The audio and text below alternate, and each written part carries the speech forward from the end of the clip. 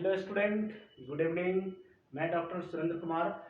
आज हम लोग इग्नू द्वारा आयोजित परीक्षा जून 2022 के तहत अति महत्वपूर्ण प्रश्न पर चर्चा करेंगे। किसका? तो एमईडी 2 का। एमईडी 2 में कौन कौन से क्वेश्चन को पढ़ लिया जाए जिससे परीक्षा में वही प्रश्न आए और आपका एग्जाम बहुत ही अच्छे ढंग से हो पाए। तो चलिए मैं थोड़ी सी बात आपको बता दूं कि इसका एग्जाम जो है एमईडी 2 का वो 30/7/2022 को है। कब है इसका एग्जाम? 30/7/2022 को एमईडी 2 का एग्जाम है। थोड़ी सी बात मैं और आप लोगों को बता दूं, ये बहुत जरूरी है, जानना है, क्योंकि एमपीएससी 1 2 3 उसका अलग क्वेश्चन का पैटर्न है और इसका थोड़ा सा अलग है, उसको आप लोग जरूर देख लीजिए। तो सबसे पहले आप ये देख लीजिए कि इसमें पढ़ना क्या है। तो इसमें एमईडी 2 में पढ़ना है सतत विकास, मुद्दे और चुनौतियां। सतत विकास, मुद्दे और चुनौतियां। समय वही रहेगा, 2 घंटा रहेगा। अधिकतम अंक भी 50 ही रहेगा, लेकिन प्रश्न की संख्या एमपीएस 1 2 3 इस सब में आपको 5 होता है, लेकिन यहां 6 प्रश्नों का जवाब देना है।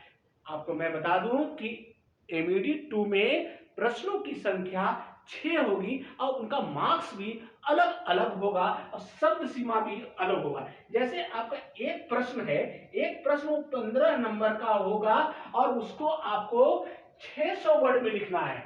एक प्रश्न का जवाब है वो उसका मार्क 15 होगा और उसको 600 वर्ड में लिखना है। फिर उसके बाद 3 प्रश्न ऐसे होंगे जो 5-5 नंबर के होंगे। 3 प्रश्न 5-5 नंबर के होंगे, अर्थात 15 नंबर हो गया। और इसका जो है शब्द सीमा 200 है। कितना है? 200 है। उसके बाद 2 प्रश्न ऐसे होंगे जो आपको 10-10 नंबर के होंगे। 2 प्रश्न जो होंगे वो 10-10 नंबर के होंगे और उनका मार्क्स होगा 20 और उनको 300 वर्ड में आपको लिखना है। तो आपका टोटल क्वेश्चन कितना हो गया? 6। याद रखिएगा, 6 प्रश्नों का जवाब देना है। शब्द सीमा भी आपका कोई 600 है, कोई 200 है, कोई 300 है। ठीक है। समय 2 घंटा, याद रखिएगा, समय 2 ही घंटा है और उसका जवाब भी 2 ही घंटा में आपको लिखना है। तो चलिए अति महत्वपूर्ण प्रश्नों पर हम लोग चर्चा करते हैं और कॉपी पेन आप लोग निकालिए। सबसे पहला प्रश्न जो है उसको नोट कीजिए। लैंगिक विषमता क्या है? लैंगिक विषमता क्या है? पर्यावरण बचाने तथा सतत विकास में, पर्यावरण बचाने तथा सतत विकास में लैंगिक विषमता किस प्रकार बाधा उत्पन्न करती है? फिर मैं वहां प्रश्न को दोहराता हूं कि लैंगिक विषमता क्या है, पर्यावरण बचाने तथा सतत विकास में लैंगिक विषमता किस प्रकार बाधा उत्पन्न करती है। ठीक है। आइए अब दूसरा जो प्रश्न है, सतत विकास की मूल संकल्पना को स्पष्ट कीजिए, इसके मूल सिद्धांत क्या है? फिर मैं प्रश्न को दोहराता हूं कि सतत विकास की मूल संकल्पना को स्पष्ट कीजिए, इसके मूल सिद्धांत क्या है? ठीक है। आइए नेक्स्ट जो प्रश्न है, भारत में महत्वपूर्ण पर्यावरण नियमनों तथा सतत विकास पर उनके प्रभाव का वर्णन कीजिए। फिर मैं प्रश्न को दोहराता हूं कि भारत में महत्वपूर्ण पर्यावरण नियमनों तथा सतत विकास पर उनके प्रभाव का वर्णन कीजिए। ठीक है। आइए नेक्स्ट जो प्रश्न है, सतत विकास से संबंधित क्षेत्रों में भूमंडलीय ताप, ग्लोबल वार्मिंग के दुष्प्रभावों की चर्चा कीजिए। फिर मैं प्रश्न को दोहराता हूं कि सतत विकास से संबंधित क्षेत्रों में भूमंडलीय ताप अर्थात ग्लोबल वार्मिंग के दुष्प्रभावों की चर्चा कीजिए। ठीक है। आइए नेक्स्ट जो प्रश्न है, सतत विकास क्या होता है? सतत विकास क्या होता है अंतरापीढ़ी और अंतःपीढ़ीय समता की अवधारणाओं की विस्तार से उदाहरण देकर चर्चा कीजिए। फिर मैं वह प्रश्न को दोहराता हूं कि सतत विकास क्या होता है, अंतरापीढ़ी और अंतःपीढ़ीय समता की अवधारणाओं की विस्तार से उदाहरण देकर चर्चा कीजिए। ठीक है, आइए नेक्स्ट जो प्रश्न है, भारत में पर्यावरणीय संरक्षण के लिए, भारत में पर्यावरणीय संरक्षण के लिए नागरिक समाज संगठनों की भूमिका का विश्लेषण कीजिए। फिर मैं वह प्रश्न को दोहराता हूं कि भारत में पर्यावरणीय संरक्षण के लिए नागरिक समाज संगठनों की भूमिका का विश्लेषण कीजिए। ठीक है, आइए नेक्स्ट प्रश्न जो है, विश्व व्यापार संगठन के विकास की खोज कीजिए। विश्व व्यापार संगठन के विकास की खोज कीजिए और सतत विकास के साथ इसके संबंध नीतियों की रूपरेखा तैयार कीजिए। फिर मैं प्रश्न को दोहराता हूं, विश्व व्यापार संगठन के विकास की खोज कीजिए और सतत विकास के साथ इसके संबंध नीतियों की रूपरेखा तैयार कीजिए। ठीक है, आइए जो नेक्स्ट जो प्रश्न है, पर्यावरण से संबंधित विभिन्न वैश्विक मुद्दों पर चर्चा कीजिए। सतत विकास को प्राप्त करने के लिए पर्यावरणीय संरक्षण की दिशा में किए गए प्रयासों का मूल्यांकन कीजिए। फिर मैं वह प्रश्न को दोहराता हूं, पर्यावरण से संबंधित विभिन्न वैश्विक मुद्दों पर चर्चा कीजिए।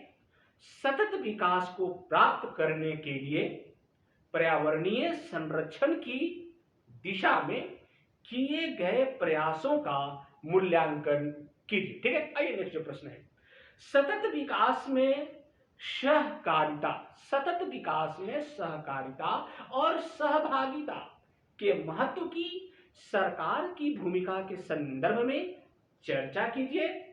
पर्यावरण संरक्षण को बढ़ावा देने में गैर सरकारी संगठन अर्थात एनजीओ के महत्व पर टिप्पणी कीजिए। फिर मैं वह प्रश्न को दोहराता हूं कि सतत विकास में सहकारिता और सहभागिता के महत्व की सरकार की भूमिका के संदर्भ में चर्चा कीजिए। पर्यावरण संरक्षण को बढ़ावा देने में गैर सरकारी संगठनों अर्थात एनजीओ के महत्व पर टिप्पणी कीजिए। ठीक है, आइए नेक्स्ट जो प्रश्न है, असमान प्रगति की अवधारणा का स्पष्टीकरण कीजिए। असमान प्रगति की अवधारणा का स्पष्टीकरण कीजिए। असमानता के संकेतकों का वर्णन कीजिए। उत्तर और दक्षिण के मध्य असमानता की खाई को किस प्रकार कम किया जा सकता है। फिर मैं वह प्रश्न को दोहराता हूं कि असमान प्रगति की अवधारणा का स्पष्टीकरण कीजिए। असमान के संकेतकों का वर्णन कीजिए। उत्तर और दक्षिण के मध्य असमानता की खाई को किस प्रकार कम किया जा सकता है। ठीक है, आइए नेक्स्ट जो प्रश्न है, सतत कृषि का क्या अर्थ है। सतत कृषि का क्या अर्थ है, उन प्रथाओं की विवेचना कीजिए जिनको अपनाकर सतत कृषि का लक्ष्य प्राप्त किया जा सकता है। फिर मैं वह प्रश्न को दोहराता हूं कि सतत कृषि का क्या अर्थ है, उन प्रथाओं की विवेचना कीजिए जिनको अपनाकर सतत कृषि का लक्ष्य प्राप्त किया जा सकता है। ठीक है, आइए नेक्स्ट जो प्रश्न है, पर्यावरणीय संरक्षण के लिए, पर्यावरणीय संरक्षण के लिए सतत कृषि का,